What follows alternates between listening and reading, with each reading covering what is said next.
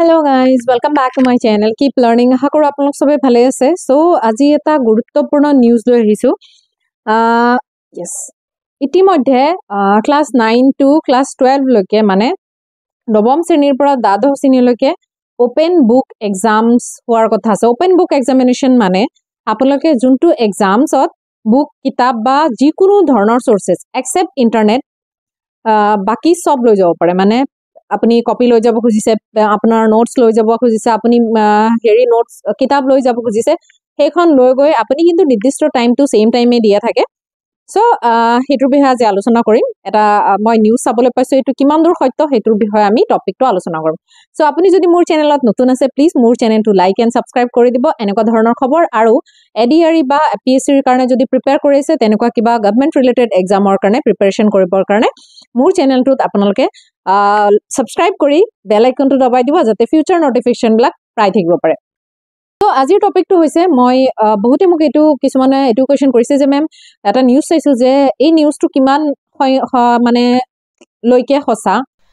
So এতিয়া মই নিউজটো ৰিসাৰ্চ কৰি চেক কৰিলো যে হয় কথাটো সঁচা হয়, কিন্তু এটোতো কিছুমান ক্লজেস আছে যে ইয়াত গভৰ্নমেন্ট অফ হেৰিয়ে মানে গভৰ্নমেন্টে 9ৰ পৰা ক্লাস 12 লৈকে কিছুমান বিশেষ বিদ্যালয় আছে, সিবিএসসি স্কুল হ'ব সেইবিলাক সেভাৰ নহয়, সিবিএসসিৰ যিবিলাক স্কুল আছে সেইবিলাক স্কুলত কি কৰা হ'ব, ওপেন বুক এক্সামিনেশন হ'ব। মানে আপুনি এতিয়া চিটিং ওপেনকে কৰিব পাৰে, পাৰ্চি লৈ যাব নালাগে, ডাইৰেক্টলি আপুনি কিতাপৰ পৰা। কিন্তু ইয়াৰ কিছুমান লিমিটেশন আছে, সেইখিনি আমি আলোচনা কৰি আছো।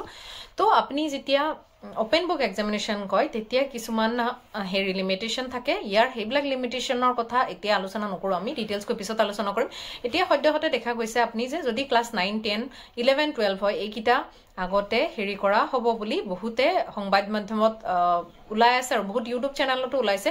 কিন্তু এটোৰ গোটেই সম্পূৰ্ণ তথ্যটো সঁচা নহয়, কাৰণ গোটেইবিলাক স্কুলত নহয় এইটো ওপেন এক্সামিনেশন, বা অসমৰ নিচিনা বা সেবা বোৰ্ডৰ কাৰণে এইটো এক্সামিনেশন সেবাত পঢ়ি আছে তেতিয়া নহয়, কিছুমান বিশেষ বিদ্যালয়ৰ কাৰণে এইটো হয়। আৰু এইটো এটা প্ৰজেক্ট, মানে প্ৰজেক্ট পাইলট বুলি কয়, সেইটোৰ বেচিছত হৈ আছে।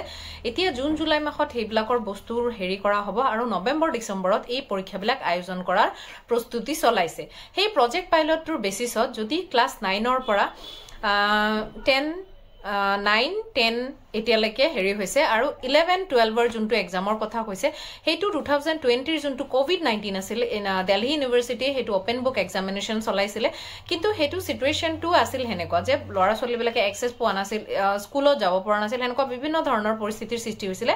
আৰু সেই কাৰণে আমাৰ গভৰ্নমেন্টে বা আমাৰ দিল্লী ইউনিভাৰ্চিটিয়ে কি কৰিছিলে, কিছুমান মানে ষ্টুডেণ্টক সুবিধা দিয়াৰ কাৰণে সেইখিনি ফেচিলিটি দিছিল। কিন্তু এতিয়া 11, 12ত এতিয়া কতো হেতু হৈ থকা নাই, ঠিক আছে।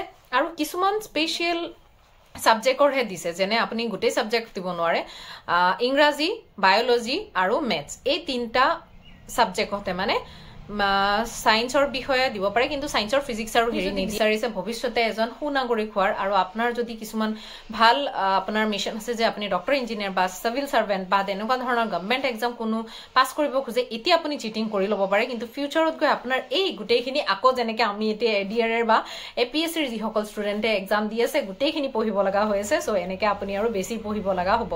তো সেইটো বস্তু আগৰে পৰা নকৰি নিজে কনসেপ্টবিলাক ভাল কৰি ৰাখাটো ভাল।